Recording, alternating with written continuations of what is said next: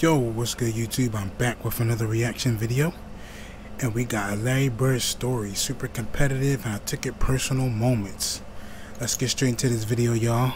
I know I got my AC in the background, hopefully it's not too loud, but we about to get straight into it, y'all. Let's get it. Let's get straight into this video. It's a good video. It's about 28 minutes long, so let's prepare, get your popcorn ready, get the snacks, and let's get it, man.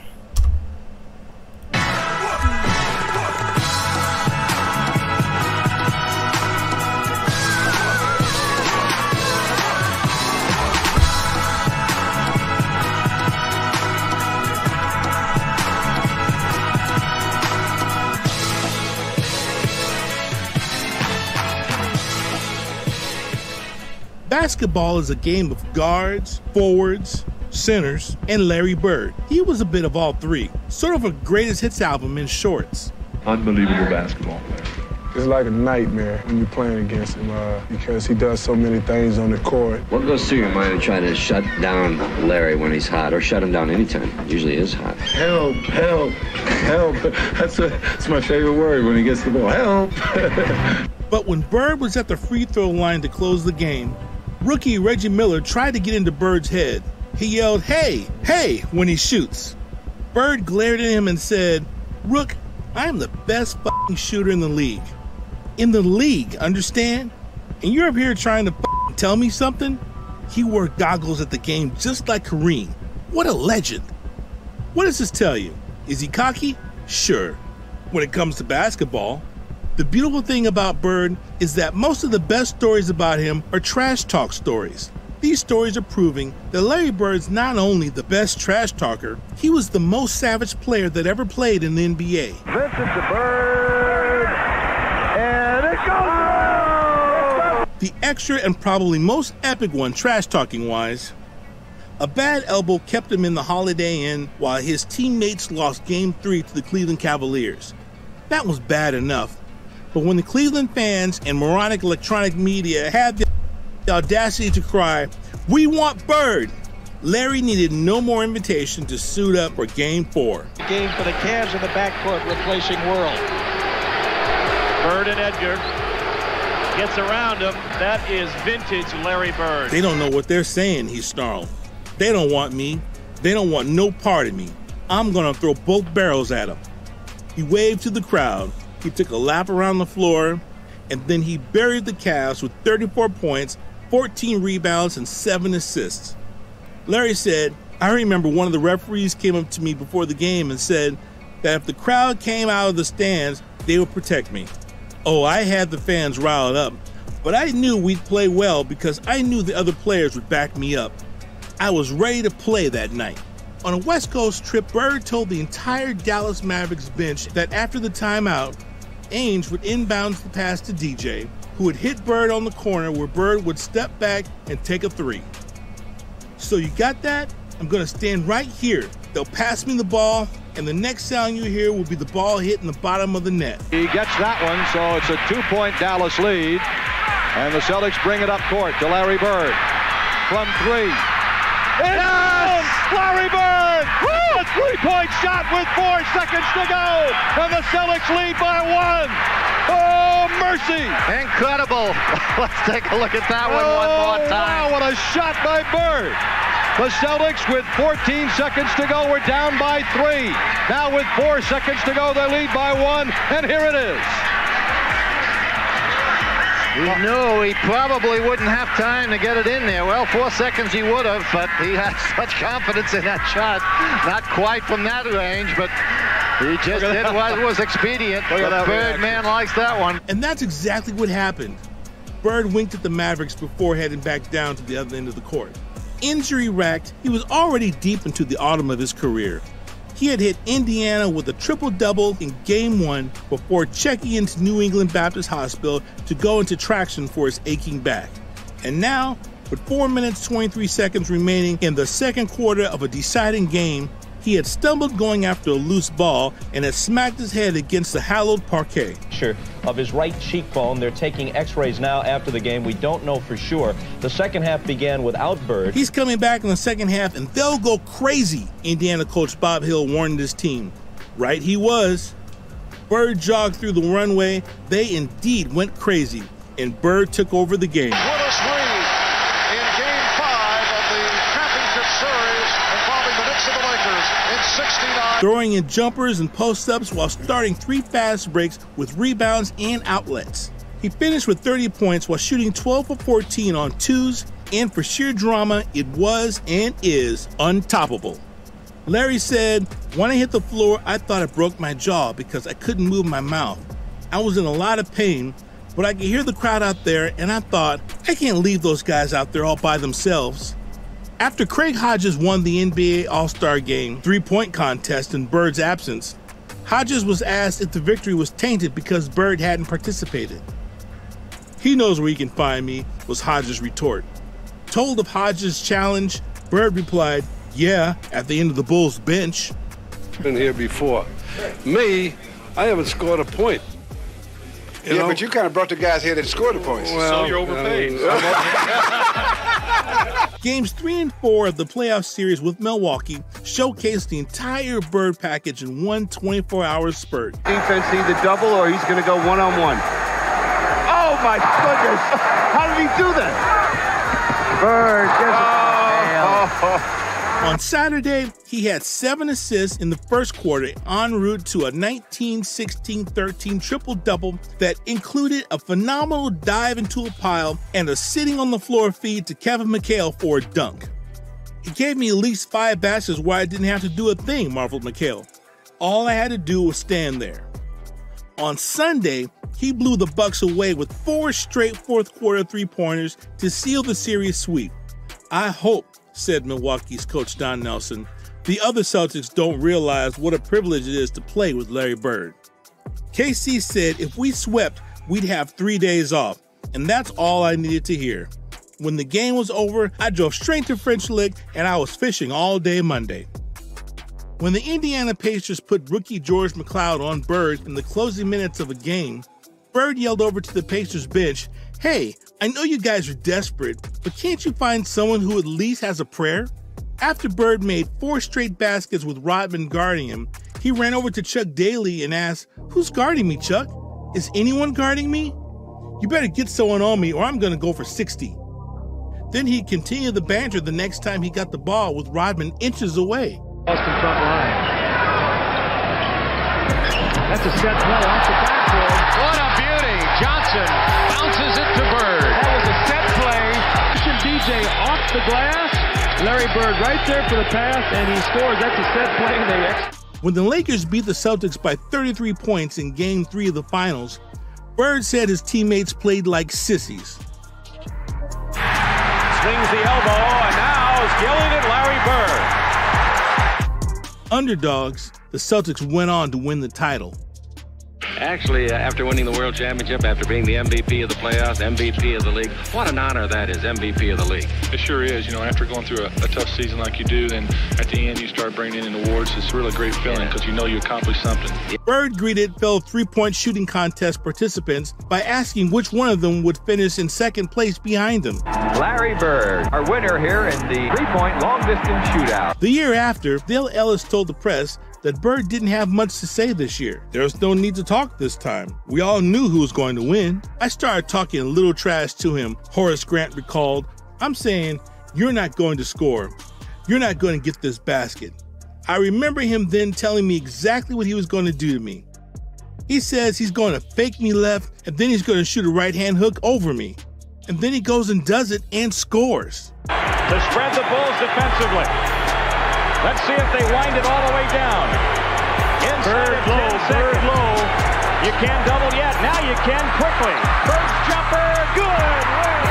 3.6 seconds left. Larry Bird gives the Boston Celtics a 2-point lead.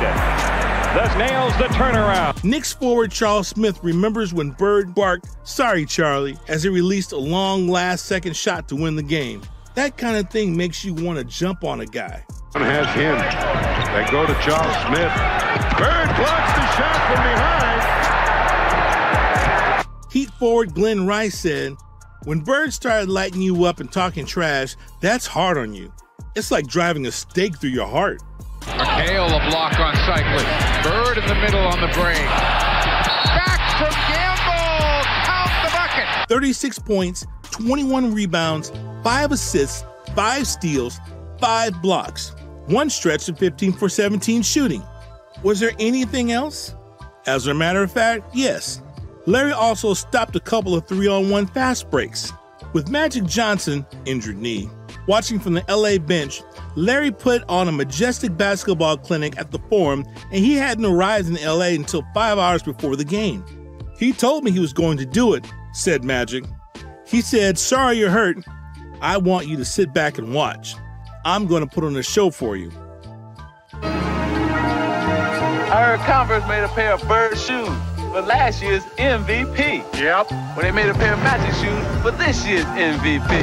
Okay, Magic, show me what you got. It was Game 7 of a heated emotional series with the Hubie Brown, Bernard King Knicks, and Larry was ready. Wrote Dan Shaughnessy, "Call it a quadruple double.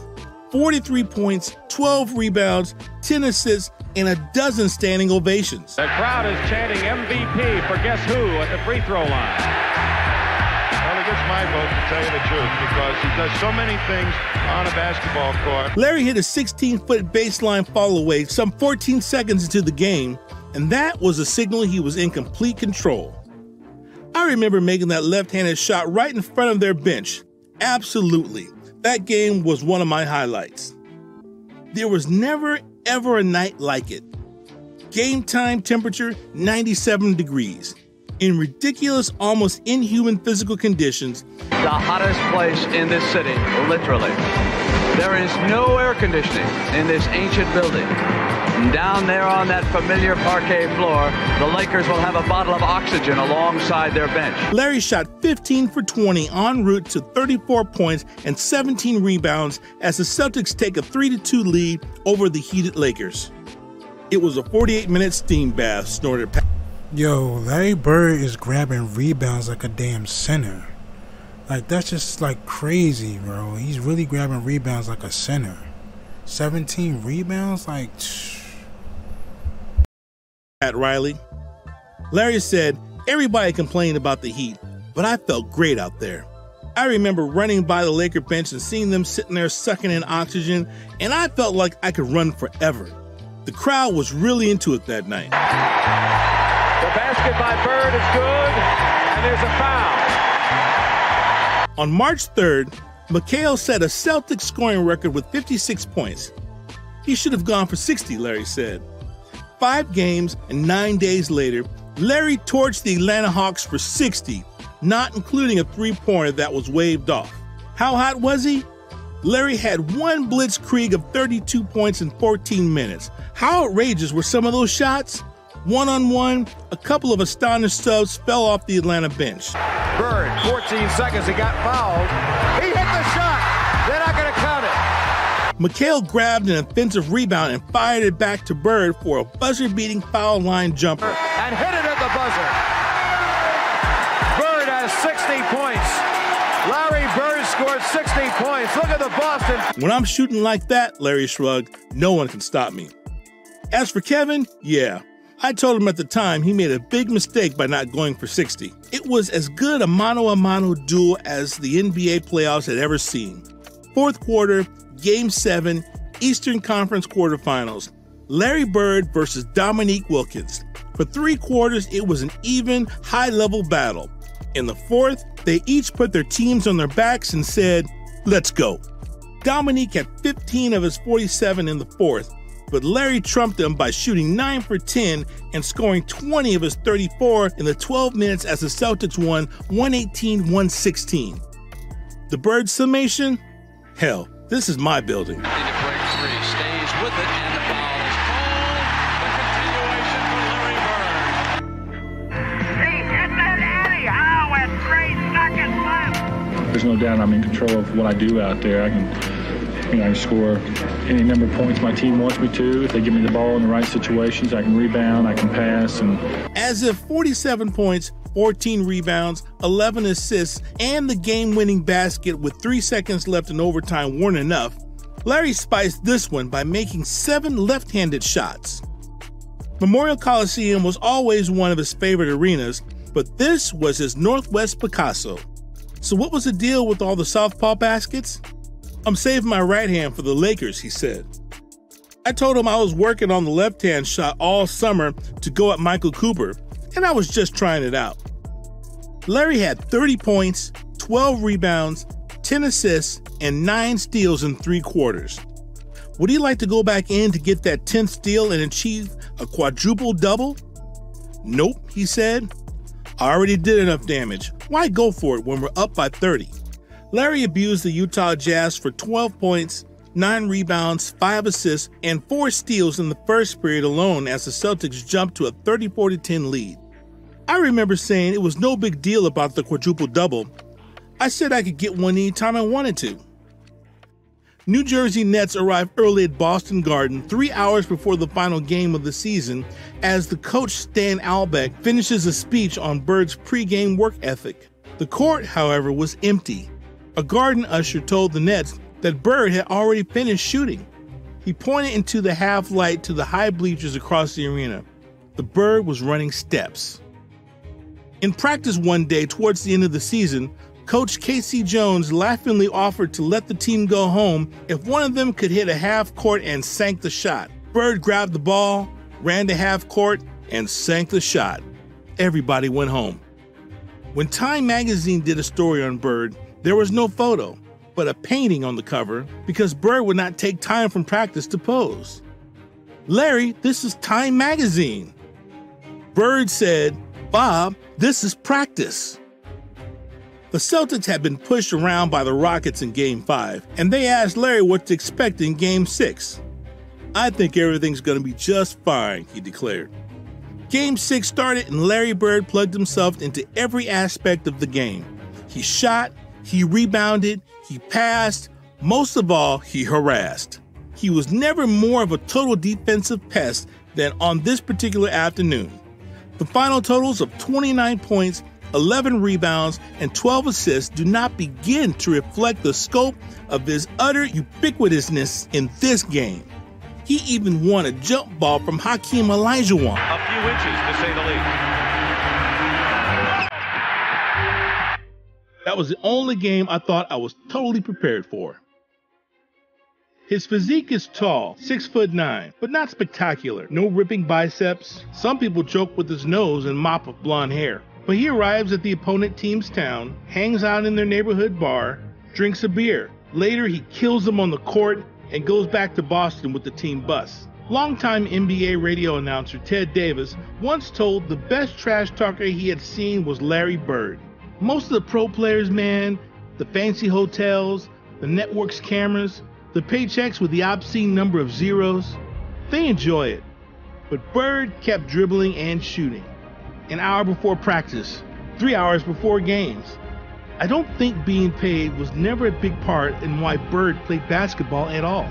And he talked all the trash to his opponents while he was killing every one of them.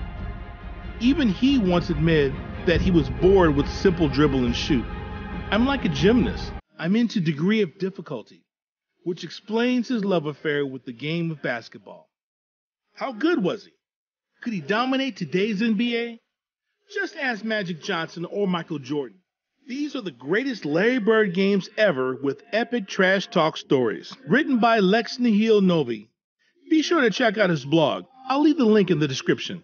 You know, I would like to play a little bit longer, maybe a year or two more, but there's just no way possible I was going to be able to do that. So today I'm retiring, and this is not a sad day. I gave my heart, my body, my soul to the Celtics, and hopefully we can continue to have a good relationship.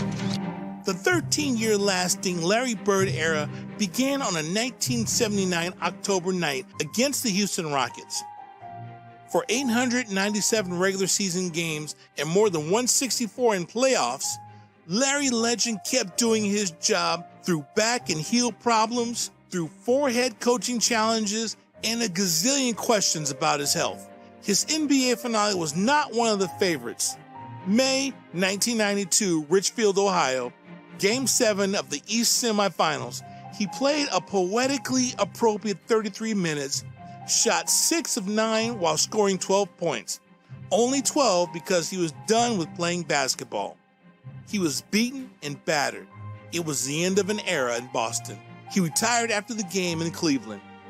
Of all his moves, this one had to be the hardest to make. Physically, there was no going back. He played his entire career with a misshapen finger, and he never again babied himself. As the injuries mounted, culminating in the back ailment that eventually brought him down for good, one thing perfectly obvious, and that was Larry Bird believed in earning his pay. Like Red Auerbach said, nobody in my 42 years in Boston ever played hurt the way he did. He would have his face pounded by an elbow, or injured, he'd hurt his knees, he'd have his nose broken, or have his face damaged and being forced to wear goggles. He'd lose a season to double heel surgery, and he'd struggle with a chronic bad back. But for 13 years, he'd refused to give in, and he'd continue to amaze everyone with his phenomenal ability to miss long periods of time and come back as if he just stepped away for a drink of water. That's why he was Larry Bird. During his first 7 years, he missed 13 games. Even the fractured cheekbone in 1982 kept him out only for 5. Those first 7 seasons encompassed the meat of his career. He won 3 Most Valuable Player prizes, a Rookie of the Year award, All-Star Game MVP, and Playoff MVP. He played in 7 All-Star games, and he was named to the first team All-NBA in all 7 years. Most important, he played on 3 championship teams. Bird made the spectacular become totally routine. He would register triple-doubles, drill 3-pointers in traffic, make passes through openings that didn't exist, and dominate ball games because he possessed both skill and bravado. The teammates just stood and watched. A healthy Bird always had that confidence.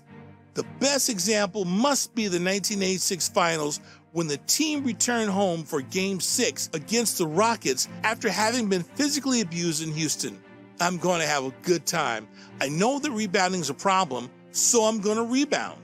I don't have to score a bunch of points because everybody's got to get involved. I think everything's going to be just fine. It was. Bird's 29 points, 11 rebounds, and 12 assists took over the game and eventually the finals. Fast forward to 1992. He weighed that risk of permanent injury against the potential gain of playing another year and came to a sensible decision. That is, retiring. That doesn't mean the decision was easy for an intensely competitive athlete like Bird. I just couldn't continue doing that to my body. I'm not going to be 100% ever again. Larry Legend's health problems began shortly before he arrived in Boston. He broke his index finger on a shooting hand in Indiana in 1979. Then, 3 years later, took an elbow to the face that fractured his cheekbone and required cosmetic surgery. Elbows continued to pose problems throughout the 80s. He developed bursitis in his shooting elbow. One opponent's elbow broke his nose, and another's fractured his eye socket. Heels also were trouble, with Bird requiring surgery to remove bone spurs that were irritating his Achilles tendons. Bird's back, however, proved to be his true Achilles heel. He missed 2 exhibition games after hurting his back in a collision in 1990, then sat out another 7 games of the season. The next summer, he had disc surgery he thought would solve his problems, but his back flared up again and again, forcing him to sit out much of the season. Running up and down the court could create this disc stress. and disc injuries aren't common in the NBA for the simple reason that typically doesn't occur until people reach their 30s. Bird, however, is even more unusual because he was afflicted by a narrowing of the bony spinal canal that usually doesn't crop up until you're in your 50s or 60s. It's not just one episode of pain that led Bird to call it quits. He had been getting that for 3 years. He had to dig deep to an inner strength to keep on playing in continuing pain.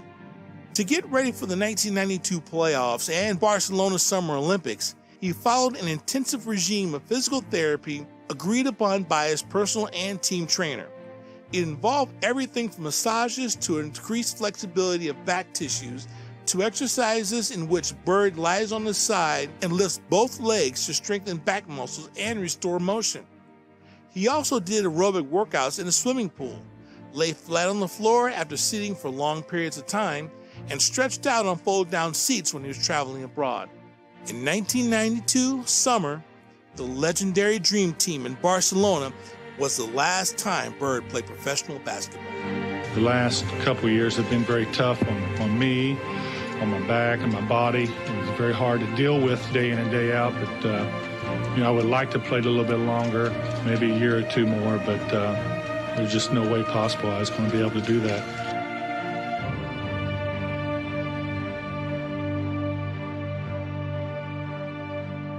The entry into the NBA of Larry Bird and Magic Johnson in 1979 is regularly cited as the turning point in television success for the league. But it was not as if the money was a measurement. The NBA was in very tough shape when Larry and Magic arrived. It was not a matter of who was playing, but the problems it had with the Players Association and the public's perception of the heavy use of drugs. It was only when the league turned these things around that it took off. Although the Celtics and Lakers opposing in the playoffs really helped because the playoffs are of top-heavy value to television. The league had received $22 million from CBS when Bird and Magic arrived on the scene. And 6 years later, by which time Bird and Magic were superstars, it was receiving the same amount. Given the inflation, the NBA was drifting backward, despite its two huge stars. The following season, the breakthrough occurred. CBS paid the NBA $44 million for each of the next 3 years, after which NBC won the rights for 4 years at $150 million annually. The league had a similar story with cable, which began coverage in 1982. ESPN and USA combined for 100 telecasts per season for a slim $5.5 million per year. 2 years later, TBS took over alone for $10 million per season, raised that to $12.5 million 2 years after that, and to $25 million per season 2 years later. By that time, Magic and Bird were being considered arguably the greatest guard and forward in the sport's history.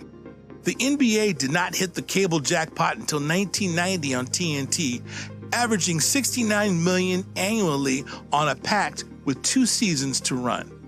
Magic Johnson and Larry Bird revitalized a struggling league. The 80s was their decade. Both careers were linked throughout their NBA history. They met in the 1979 NCAA championship game and 3 times in the NBA Finals. Each won 3 MVP awards. Perhaps because they were so competitive, so much alike, it took them several years to become friends. We used to never speak to each other. We both wanted to win so badly that we hated each other. I respected him, but I didn't like him. Magic Johnson said this in 1987, so guess it. Finally, lest the impact of Bird and Magic be underrated, the highest rated college basketball game in history was the 1979 championship match. It was on NBC and pitted Michigan State Magic against Larry. Given the network erosion from cable, its ranking is likely to stand forever. The chapters of Bird versus Magic climax a legendary rivalry. They brought the NBA charisma, and television success trailed that of Larry Joe Bird and Earvin Magic Johnson. Dennis Rodman. All right, that wraps it up. That was a really good video right there, y'all. Hope y'all enjoyed that, man. Definitely was a good video right there. And I'm about to get next to the next video. But yeah, Larry Bird is it, man. He's a legend. He just been killing everybody. He just been, you know, he's just balling out. He's balling out. But anyway, man, I'm on to the next video. I got to get to this phone call to call my girl. So definitely going to get into the next video. Appreciate all love and support. And yeah, subscribe if you're new. Hit that like button. Turn on that bell, man. I'm uploading every single day. And I'm out of here. On to the next video. I love y'all. You got some videos you want me to do, leave them down in the comments. Or you can send it to my email at datphillyboy9@gmail.com. Also, shout out to Cowboy for giving me some videos. So definitely got some more videos coming. But yeah, that's about it. I'm out. I love y'all. Peace.